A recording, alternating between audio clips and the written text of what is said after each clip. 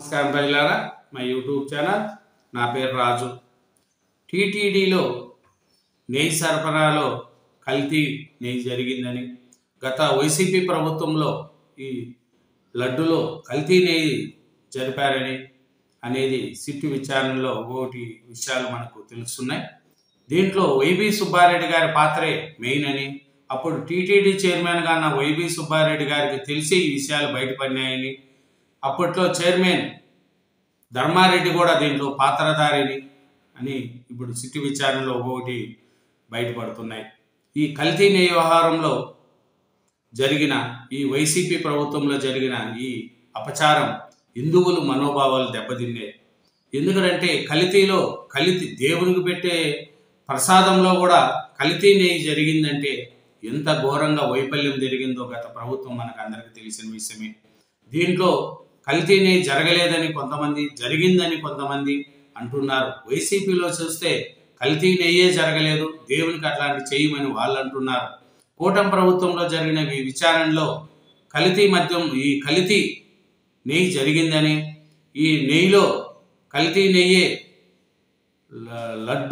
లడ్డు ప్రసాదం లడ్డుల్లో కలిపారనేది కూడా సిట్టు విచారణలో బయటపడుతున్నాయి. ఓ విషయం ఇదేమంటే, ఈ వైబీ సుబ్బారెడ్డి గారే ఒక్కొక్కటిగా ఆయన మీద ఈ కల్తీలో కీలక పాత్రధారి ఆయనేనని, ఆయనే కొన్ని సవరణలు చేసి ఈ కల్తీ నెయ్యికి ఆయన అవకాశం ఇచ్చాడనేది కూడా తెలుస్తుంది. దీంట్లో మన ధర్మారెడ్డి గారు చెప్తూ, నాపైది ఏముంది, పై అధికారులు ఎలా చెప్తే అలా చేశాను నేను. అప్పుడు చైర్మన్ గారు, కొందరు పాలక మండలి సభ్యులు, వాళ్ళు వీళ్ళు, టీటీడీ మాజీ ఈవో, దీంతో వీళ్ళందరూ కూడా తెచ్చారు, చేశారు, వాళ్ళు చెప్తే నేను చేశాను అనేది కూడా మన ధర్మారెడ్డి గారు అప్పుడు చెప్తున్నారు. ఇంకా చూసుకుంటే ఈ కల్తీ నెయ్యి వ్యవహారంలో మనం చూసుకుంటే, ఈ దేవస్థానంలో ఈ తిరుమల తిరుపతి దేవస్థానం హిందువులకు ఆరాధ్య దైవం కలిగ వెంకటేశ్వర స్వామి దేవస్థానం. ఈ దేవస్థానంలో కల్తీ నెయ్యితో భక్తులు మనోభావాలు దెబ్బతిన్నాయి. దీంట్లో అప్పట్లో వైసీపీ ప్రభుత్వం దీంట్లో చేసింది అనేది ఇప్పుడు సిట్టు విచారణలో ఒక్కొక్కటి బయటపడుతున్నాయి. ఎందుకంటే అప్పుడు కరుణాకర్ రెడ్డి గారు, భూమన కరుణాకర్ రెడ్డి గారు, వైబీ సుబ్బారెడ్డి గారు చైర్మన్లుగా ఉన్నారు, టీటీడీ చైర్మన్లుగా. వాళ్ళు ఉన్నప్పుడే ఈ కల్తీ దానికి బీజం పడింది అనేది కూడా ఇప్పుడు ఒక్కొక్కటి విషయాలు బయటపడుతున్నాయి. దేవుని సొమ్ములో కూడా వాటాలు తీసుకొని కల్తీనేకి అవకాశాలు ఇస్తే మళ్ళీ హిందువుల మనోభావాలు దెబ్బతింటాయని ఆలోచన లేకుండా గత ప్రభుత్వంలో జరిగినాయి. ఈ వైబీ సుబ్బారెడ్డి గారు గత ప్రభుత్వంలో చైర్మన్గా ఉన్నప్పుడు ఈ కల్తీ నెయ్యి అన్నీ బయటపడినాయని, ఒక్కొక్కటిగా ఆధారాలు బయట వస్తున్నాయనేది కూడా మనకు తెలుస్తుంది. ఏమనంటే, టీటీడీకి నెయ్యి సరఫరా నిబంధనలో 2020లో ఆయన వైబీ సుబ్బారెడ్డి గారే మార్పులు చేశారని, అస్మదీయ కంపెనీల కోసం అర్హతలు సడలిచ్చారని, పాల సేకరణ, నెయ్యి ప్రాసెసింగ్ కెపాసిటీలో కీలకమైన 2 నిబంధనలను తొలగించారనేది కూడా తెలుస్తుంది. మళ్ళా చూసుకుంటే ఆ డైరీ టర్నోవరు 250 కోట్ల నుంచి 150 కోట్లకు ఆయన తగ్గించారు. అంటే నెయ్యి సరఫరా చేసే డైరీ 250 కోట్ల టర్నోవర్ ఉండాలి, కానీ వైబీ సుబ్బారెడ్డి గారు వచ్చిన తర్వాత దాన్ని 150 కోట్లకు తగ్గించి అట్లా వాళ్ళకి కూడా నెయ్యి సరఫరా అవకాశాలు ఇచ్చారనేది సిట్టు విచారణలో తెలిసింది. ఏమనంటే, దీన్ని ఎక్స్పోర్ట్ కమిటీ పేరుతో మార్చేసినారు వైబీ సుబ్బారెడ్డి గారు. రంగంలోకి అనామక డైరీలు, కల్తీ నెయ్యితో శ్రీవారి ప్రసాదం అప్రమత్తం అనేది కూడా మనకు తెలుస్తుంది. ఇంకా చూసుకుంటే, ఈ తిరుమల వెంకన్న లడ్డు ప్రసాదం కల్తీ పాపంలో కీలక పాత్ర నేటి టీటీడీ చైర్మన్ వైబీ సుబ్బారెడ్డిదే. ఆయన పాత్రకు సంబంధించి ఆధారాలు ఒక్కొక్కటిగా బయటపడుతున్నాయి. సుబ్బారెడ్డి పిఏ ఖాతాలో కోట్లాది రూపాయలు జమ.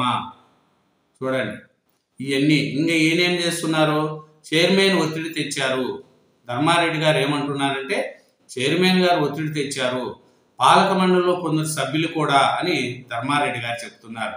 వారు చెప్పినట్లు చేయాలని ఉన్నత స్థాయి నుంచి ఆదేశాలు వచ్చినాయి.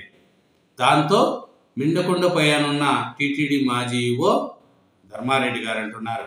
ఆయన మాజీ ఈవో గారు ఏమంటున్నారంటే, ధర్మారెడ్డి గారు, చైర్మన్ గారు ఒత్తిడి తెచ్చారు, పాలక మండలిలో కొందరు సభ్యులు కూడా ఒత్తిడి తెచ్చారు. నాకు ఉన్నత స్థాయి నుంచి ఆదేశాలు వచ్చినాయి, వాళ్ళు చెప్పినట్టు నేను చేయాల్సి వచ్చిందే తప్ప నేనేమి తప్పు చేయలేదని టీటీడీ ఈవో ధర్మారెడ్డి గారు చెప్తున్నారు. ఈ తిరుమల కల్తీ నెయ్యి కేసులో వరుసగా రెండో రోజు సుదీర్ఘ విచారణ చేశారు. ఆయన పరిశీలిస్తే ఆయన ఏమంటున్నారంటే, జవహర్ రెడ్డిని ఎందుకు ప్రశ్నించట్లేదు, సింగిల్ ఆయన ఎందుకు ప్రశ్నించట్లేదు, పై వాళ్ళు చెప్తే నేను చేశానే తప్ప నన్నెందుకు ప్రశ్నిస్తున్నారని టీటీడీ మాజీ ఈవో ధర్మారెడ్డి గారు కూడా కొంచెం కోపపడుతున్నారు విచారణ మొదట. ఈ కీలక పాత్రధారులు వైబీ సుబ్బారెడ్డి గారిదే మెయిన్ పాత్ర అనేది కూడా ఈ సిట్టు విచారణలో తెలుస్తుంది. ఎందుకంటే కనీసం 3 ఏళ్ల నుంచి డైరీ నిర్వహించి ఉండాలా అనే నిబంధన లేకుండా సుబ్బారెడ్డి గారు వచ్చి తీసేశారు. ఏమిటంటే కనీసం ఏడాది పాటు డైరీ ప్రతిరోజు 4 లక్షల లీటర్లు ఆవు పాలు సేకరించాలి, దీనికి సంబంధించిన రికార్డులు కూడా సమర్పించాలి, అది కూడా తీసేశారు. డైరీ కనీసం 8 టన్నుల ఆవు పాలు ఉండాలి, అవి లేవు. టెండర్లో పాల్గొన్న డైరీ లేదా మ్యానుఫ్యాక్చర్ ప్రతిరోజు 12 టన్నుల ఆవు పాల ప్యాట్ కొనుగోలు చేస్తున్నట్లు రికార్డులు ఉండాలి, ఇవన్నీ కూడా లేవు. కొన్ని చూస్తే చాలా చేశారు, కమిటీ సభ్యులు సిఫారసులు చేసినారని ఈ ప్లస్ చాలా చేశారు, వాళ్ళకు అనుకూలంగా చేశారనేది కూడా చేసింది. శ్రీవారి ఆలయంతో పాటు టీటీడీ పరిధిలోని ఆలయాలకు నిత్యాన్న ప్రసాదాలు భారీగా నెయ్యి ఉపయోగిస్తారు. నెయ్యి సరఫరాకు డైరీలు ఎక్కువగా పోటీ పడుతూ ఉంటాయి. టీటీడీకి నెయ్యి సరఫరా చేయడం ఆసామాసి విషయం కాదు. టీటీడీ పిలిచే టెండర్లో పాల్గొనే డైరీలు అనేక అర్హతలు ఉండాలి. కొన్నేళ్లుగా టీటీడీ కఠిన నిబంధనలు అమలు చేసింది. జగన్ ప్రభుత్వం అధికారంలోకి రాకముందు వరకు తిరుమలేసుకుని లడ్డు ప్రసాదాల తయారీలో ఉపయోగించి నెయ్యి సరఫరాకు కొన్ని విధి విధానాలు నిర్దేశించారు. కానీ అది జగన్మోహన్ రెడ్డి గారు వచ్చినాక ఆ నిబంధనలు తీసేశారు. 2020లో వైబీ సుబ్బారెడ్డి టీటీడీ చైర్మన్ అయిన తర్వాత నెయ్యి సరఫరా వ్యవహారాలు మొత్తం మారిపోయింది. నెయ్యి కొనుగోలు సంబంధించి కీలక నిబంధనలు మార్పులు చేశారు. అది ఇంకా చూసుకుంటే ఈ మినాయింపులు కూడా చాలా ఇచ్చేశారు వైబీ సుబ్బారెడ్డి గారు టీటీడీ చైర్మన్ అయినాక. కాబట్టి ఈ కల్తీ పాపమంతా వైబీ సుబ్బారెడ్డి గారిదే అని ఇప్పుడు ఒక్కొక్కటే బయటపడుతున్నాయి. ఈయన మన మాజీ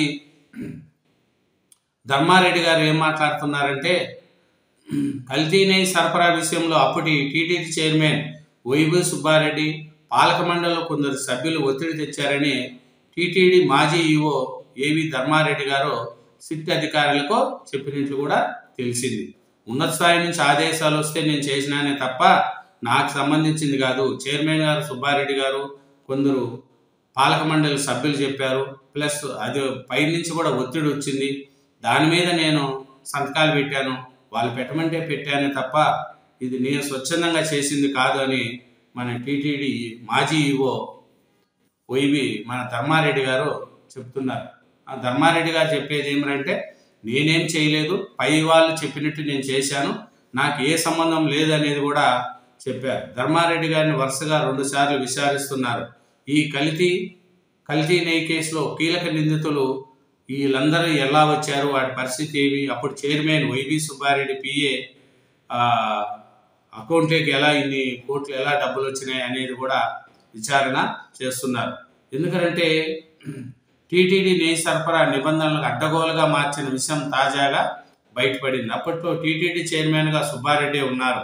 బోర్డు ఆయన చెప్పిందే ఫైనల్. అప్పటి ముఖ్యమంత్రి జగన్కు ఆయన సమీప బంధువు కావడంతో ఎవరు ఎదురు చెప్పలేని పరిస్థితి. అస్మదీయ కంపెనీలకు టెండర్లు కట్టబెట్టడానికి టీటీడీ చైర్మన్ హోదాలో ఆయన నిబంధనలను పూర్తిగా మార్చేశారనేది కూడా మనకు తెలుస్తుంది. ఇదేనండి టీటీడీలో దేవస్థానంలో జరిగిన ఈ నెయ్యి సరఫరా నిబంధనలో ఈ మార్పులు చేసి కల్తీలో కీలక పాత్ర వైబీ సుబ్బారెడ్డి గారు అనేదే మనకు తెలుస్తుంది. Thank you very much. Channel subscribe చేయండి, వీడియో లైక్ చేయండి.